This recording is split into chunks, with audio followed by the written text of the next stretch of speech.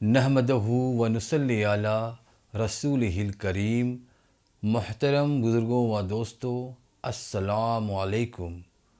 آج کا موضوع گفتگو شریعت اور حقیقت سے ہے۔ ہمیں معلوم ہونا چاہیے کہ شریعت اور حقیقت دو ایسے الفاظ ہیں جو بہت ہی معنی خیز ہیں اور یہ صوفیاء کرام کے یہاں پائے جاتے ہیں۔ شریعت کے جب ظاہری دینی اعمال درست ہو جاتے ہیں تو بندے خدا حقیقت کے طلبگار ہو جاتے ہیں۔ یہ تو ظاہر ہے کہ ظاہر کو باطن سے ایک خاص قسم کا لگاؤ ہے، لیکن جب اس کی اصلیت پر غور کرتے ہیں تو ان دونوں کو الگ نہیں پائیں گے۔ ایمان کا تقاضا یہ ہے کہ اقرار اور تصدیق دونوں کا ہونا شرط ہے۔ صرف تصدیق سے ایمان مکمل نہیں ہوتا اور نہ فقط اقرار سے ایمان کی تکمیل ہوتی ہے۔ ایمان کے لیے دونوں کا ہونا شرط ہے، دل سے تصدیق اور زبان سے اقرار کرنا۔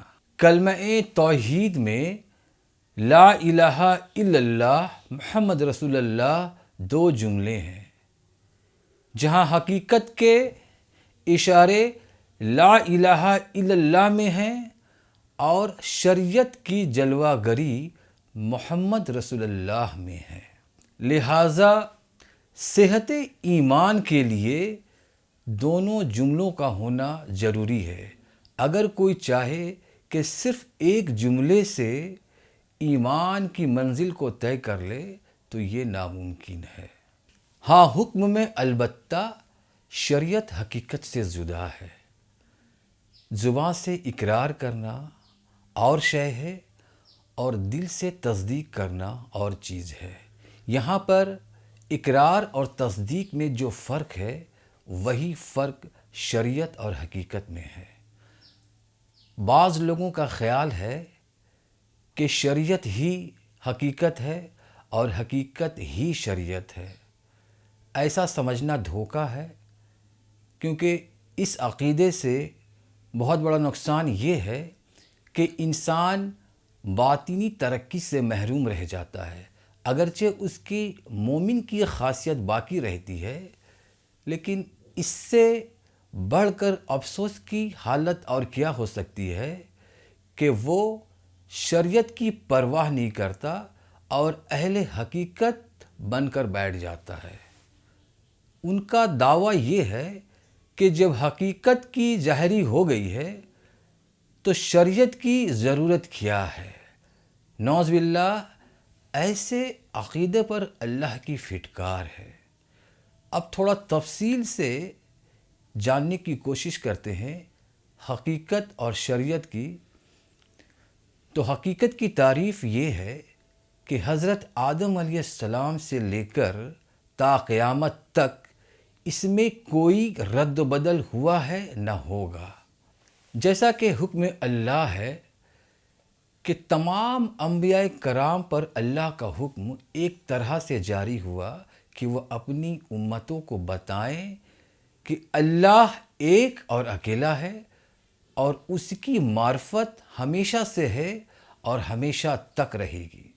لیکن شریعت کی یہ خوبی ہے کہ اس میں تبدیلی ہوتا رہا ہے۔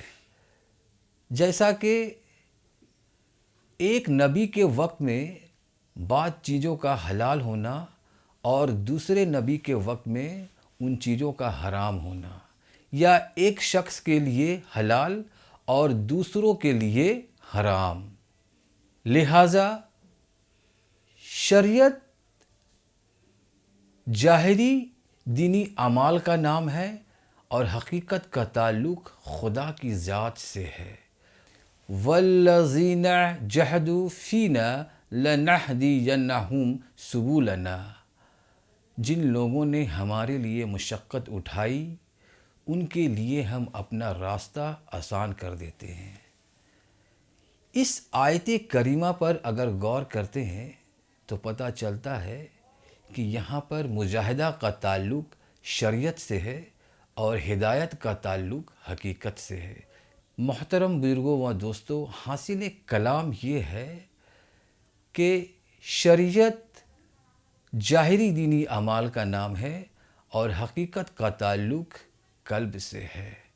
جس طرح زندگی کی بقا کے لیے جان اور قلب دونوں کا ہونا ضروری ہے، ٹھیک اسی طرح ایمان کی بقا کے لیے شریعت اور حقیقت کا ہونا ضروری ہے۔